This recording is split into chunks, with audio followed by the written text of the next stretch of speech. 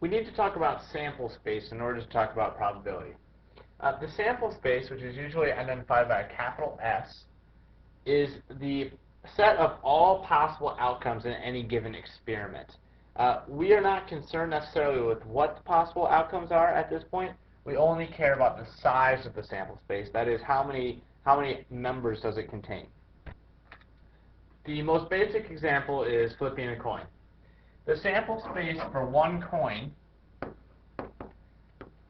is fairly easy. There are only two options you can have.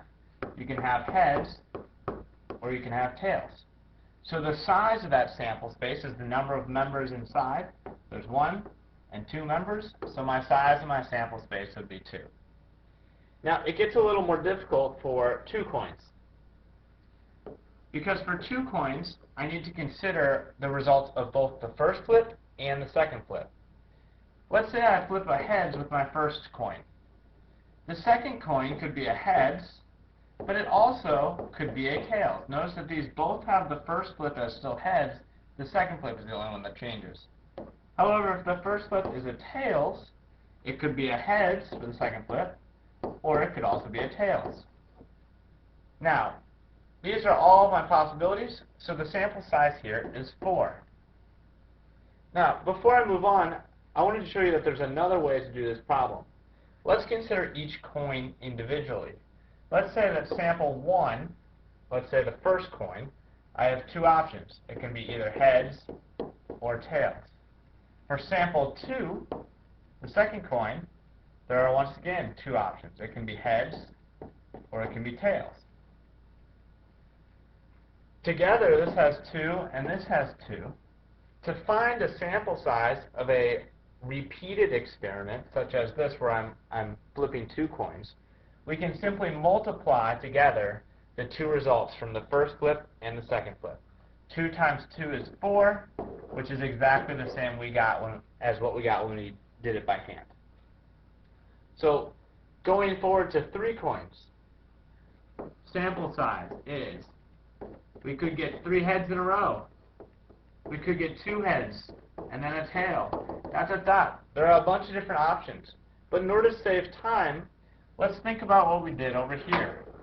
We took each flip by itself, and then we multiplied it together.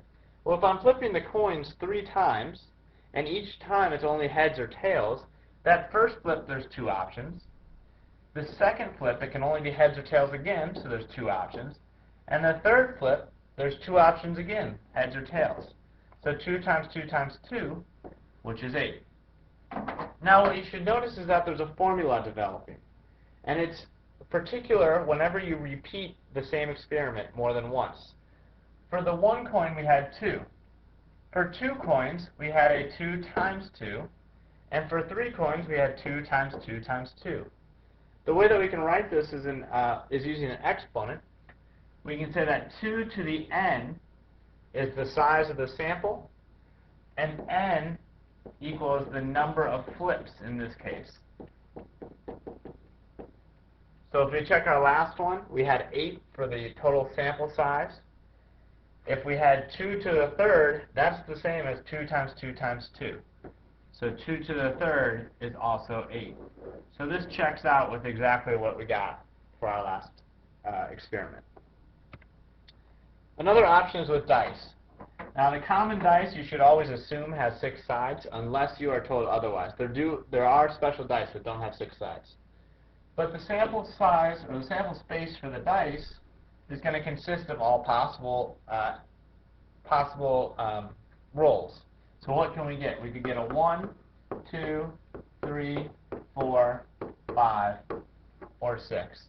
That means that the sample size is going to be 6.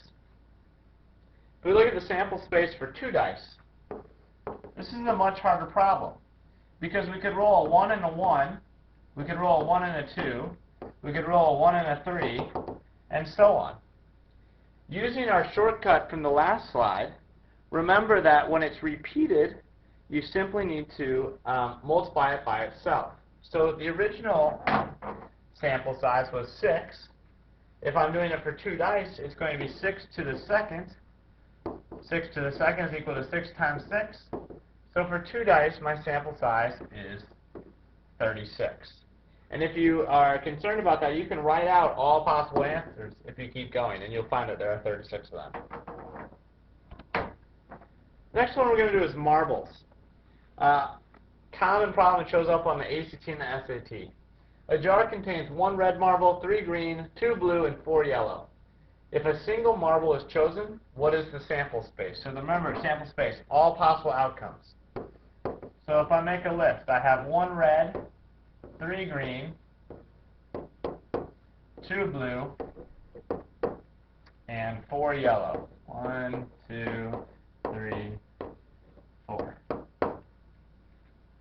So when I count those up, I have 1, 2, 3, 4, 5, 6, 7, 8, 9, 10. So the size of my sample space must be 10. There are 10 different options that I could get when I choose one number, or choose one marble. Now, if 2 marbles are chosen, what is the sample space? Now, this is interesting because we're doing it twice, so it's going to be 10 times 10. That means that there are 100 different possibilities. To write that out would take forever. That's why I suggest you to learn the pattern. When things repeat, you simply multiply it by as if you were doing it once. This problem could be harder. Let's suppose that someone took out the marble. So let's suppose that someone grabbed the marble, they took out a red. When they take the red one out, let's say they don't put it back in.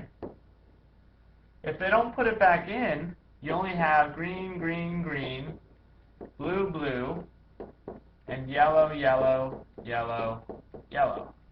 Now, we don't have 10 left. We have 1, 2, 3, 4, 5, 6, 7, 8, 9 left. So it's important to know whether the person is picking the marble and taking it out, or picking the marble and then putting it back in. So here in this case, it would be 10 for the original pick times 9 for the second pick, which means that there are 90 total possibilities, which is my sample size. The last one, a bit of a challenge problem. How many license plates can we form? Well, you just have to think number by number or letter by letter. So if you look at this first digit, Missouri clearly uses a system where the first 3 are numbers and the last 3 are letters.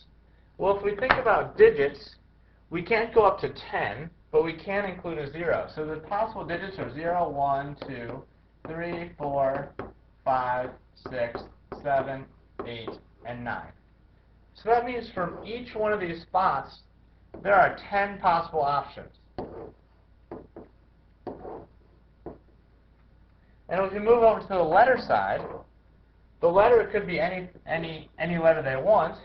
And we know from elementary school that there are 26 letters. So this has 26 possibilities for each one of these spots.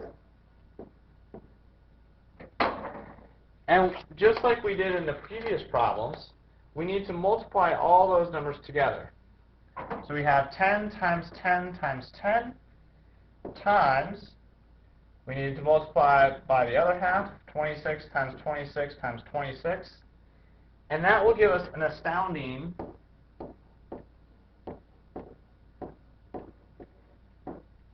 17 million possible license plates. So you can see why it's necessary to use so many letters and numbers for so many cars on the road.